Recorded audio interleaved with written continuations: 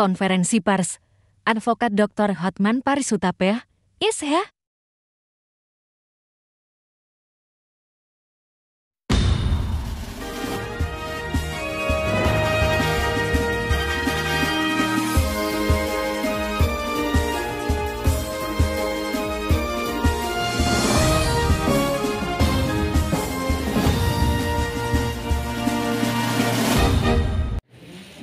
Itu yang kita bahas waktu itu, anggaran dasar dan akibatnya. Jadi kalau ada yang mengatakan, Hotman mengatakan institusi peradi itu tidak sah, itu fitnah dan bohong, karena saya tidak sebodoh itu. Itu satu ya. Ya, Anda sudah punya, silakan nanti mereka akan membahas tentang apa arti batal akibat hukumnya. Oke. Yang kedua, juga beredar di luaran sana, katanya yang dibatalkan ini tadi anggaran dasar sudah disahkan di Munas 7 Oktober 2020. Itu tercantum dalam putusan Pengadilan Tinggi Medan. Ternyata disebutkan di sini Pengadilan Tinggi pun sudah memberikan tanggapan atas itu, yaitu di halaman 35. Di halaman 35 disebutkan di situ, kalau Anda baca, ini dia nih, Munas 7 Oktober 2020 dilaksanakan Munas ketiga berani melalui Zoom meeting yang salah satunya adalah mengesahkan anggaran dasar PDADI yang menjadi objek perkara ini. Artinya apa? Yang dibatalkan tadi oleh pengadilan, objek perkaranya kan perubahan anggaran dasar. Yang dibatalkan tadi oleh pengadilan, oleh Munas disahkan. Jadi swasta membuat putusan yang mensahkan yang sudah dibatalkan pengadilan. Terserah kepada ahli nanti bagaimana penafsirannya. Ya. Dan kemudian itu dipakai sebagai alasan untuk banding. Dengan mengatakan, kami sudah sahkan ini anggaran dasar, tolong banding kami dikabulkan. Ternyata Pengadilan Tinggi tetap menolak. Tetap anggaran dasar kau batal, sampai kasasi batal.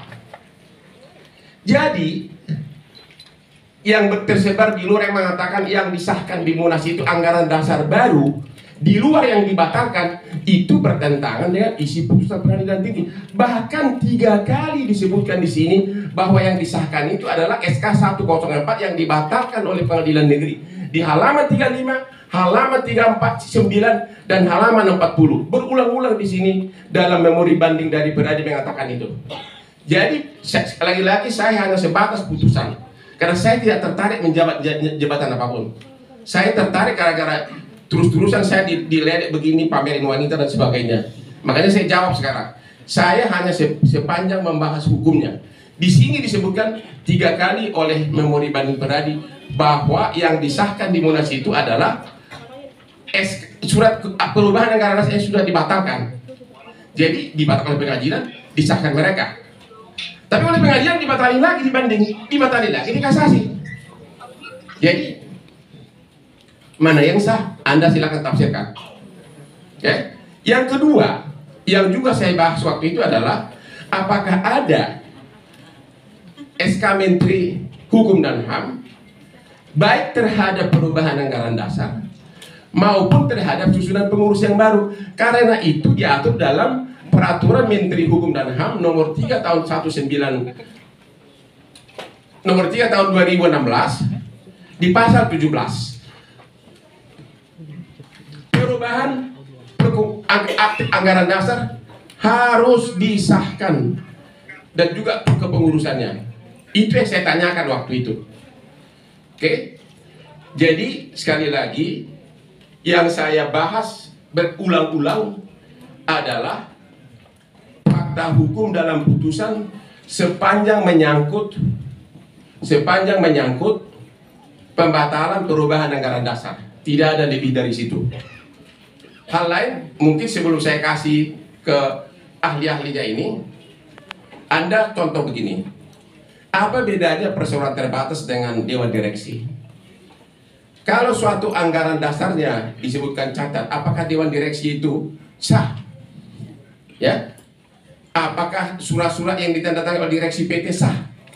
Kalau anggaran dasarnya sudah cacat, sudah dibatalkan pengadilan. Karena direksi itu ditunjuk oleh dituju berdasarkan anggaran dasar. Kalau misalnya direksi perseroan tempat itu tanda tangani berbagai surat, bagaimana nasibnya? Itu kira-kira. Jadi sekali lagi, Anda pakai itu bahwa saya tidak pernah menyebutkan suatu institusi beradi tidak sah. Saya hanya membahas tentang perubahan anggaran dasar yang dibatalkan oleh pengadilan dan akibatnya terhadap turunannya kepengurusan berikutnya, bukan terhadap institusi. Itu dari saya. Dan untuk selanjutnya saya kasih dulu kepada Pak Sugeng. Tolong dibahas Pak, apa arti putusan ini? Apa arti batal? Batal itu juga akibat hukumnya juga batal. Apa artinya itu? Silakan.